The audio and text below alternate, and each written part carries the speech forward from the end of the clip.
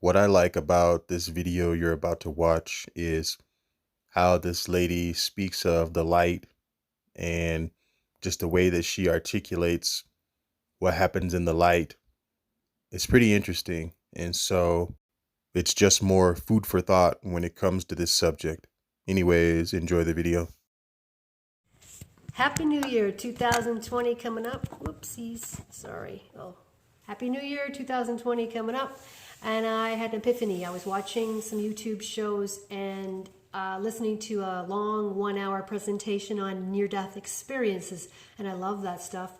And I came to the conclusion as I was starting to think about making a nice little comment. I'm a medium, so I do speak to people who cross. And I came to this weird conclusion. I heard 4 or 5 of the speakers say that they wanted to stay, or they were told, listen to my words carefully, told by a voice that no, it's not your time.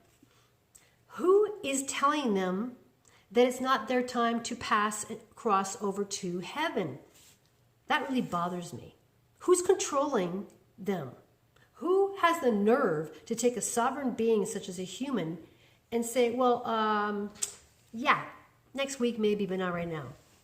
Now you could argue it's our own intuition, but no, that's not what they said. They didn't say they said a voice. Okay, here's where I'm going with this. I've studied a lot. I spend most of my time, not an hour, most of my time studying ancient aliens, ancient texts, Egyptian manuscripts, everything I can get my hands on, not to mention I'm a medium, I'm a psychic, and I also take input from my clients. And over again, if you think about it, it makes perfect sense that we are a tiny bit of consciousness from the Creator, God, right? Call it God for now, Godhead. And that we don't need to come to Earth. Why would a creature such as a soul that's free have to come to a dense earth to practice its lessons? That's like saying that a grass needs to learn how to grow. Listen to me carefully. Does grass need to learn how to grow? No. Does a human soul have to learn to drive a car or to be nice to their parent or to birth a child? Think about that. Now here's where I'm going to tie it all together. Beautiful soul from a creator and the universe, consciousness, floating free. A creature, a demon, an archon, a reptilian, I don't care what you call it, some other dark creature who has not got that ability, decides to harvest that little light, right? That little Tinkerbell called you, he's Tinkerbell, grabs that soul and decides to put it into a vessel. This is a suit, a skin suit. Starts messing around, maybe like 2,000, 3,000, 100,000 years ago, right? They come to Earth, they're messing around with DNA, they're figuring this out, it's kind of an interesting concept. And they grab one of these ape-type humanoids. They start messing around with that DNA, a little of this, a little of that. They start building a prototype, an android, that's what we're doing too. And eventually they come to the conclusion that they need these people to farm. This is just factual Sumerian text. This is nothing, I'm not making this up. This is what happened. This is Sumerian knowledge, okay? This is something they left us to you can read it. Okay, Stitchin and all those guys have already gone through and done all that. So please do your research. Here's the thing. Here's where I want to bring it up to. We already know. I want to bring this up to speed to get to the point. Okay, so we've been messed with. Our DNA has been messed with. Science has proven that. We have bones that we can't identify. We've got a lot of genetic chaos. Here's where I'm bringing it to. The near-death experiencers said that somebody else told them it's not your time. You're not allowed to have sovereignty over your own experience. You have to stay on Earth. I believe the ego is a machine. It's software.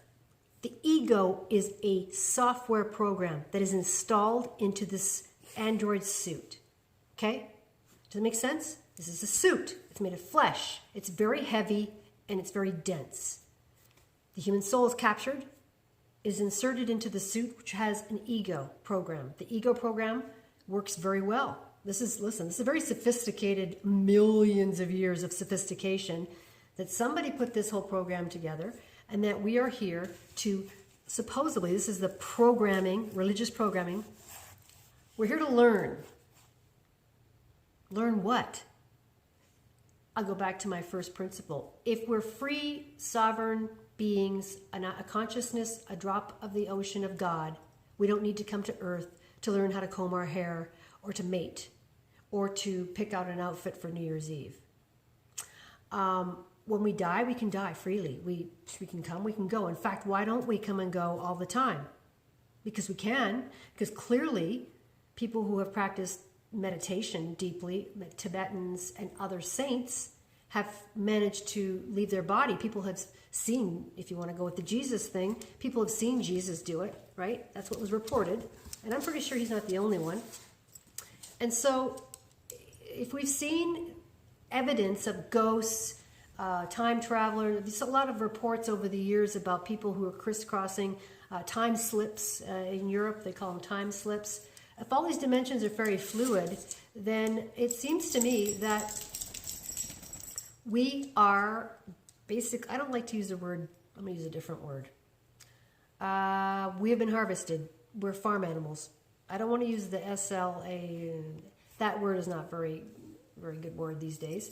But let's just say we're soldiers that have been brought here to harvest, and the goods and services that we are responsible for, generally speaking, are gold and oil.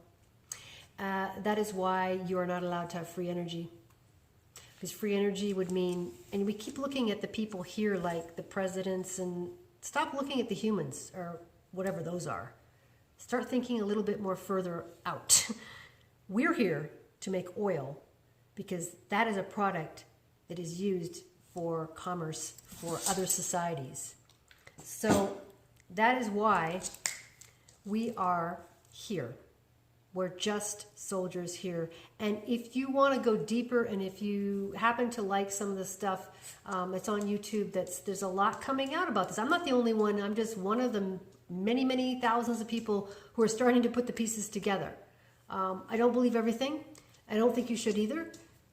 But it makes perfect sense why, if you have no ego, you'll end up in a mental institution, you'll end up being medicated, or you'll end up in a hospital. Because on earth, if you do not have an ego, you cannot operate here. It's broken, okay? You're corrupted. Think about it. Think very, very strongly about people who are in comas, people who are brain damaged, right? A little bit of that type of example. They can't operate their arms, they can't speak, right? The frontal lobe is damaged. Well, just like when the ego isn't operational. And also, one last thing, if you're able to transgress and get past the ego programming, and you're able to hack yourself, you hear the kids talking about that, the millennials talking about hacking. They're very, very smart. They're starting to get it now after millions of years. Some of these kids are coming in and getting it. If you can hack yourself, you might be able to get out of this. I don't know. Listen, this is a very sophisticated program on Earth. But anyway, chew it over. Leave me a comment. If you don't like it, that's okay. I don't care. I'm not here to please you. I'm just here to basically share. And I'm curious if anybody else has come up with my theory or a theory like this. Thank you very much, and have a happy new year.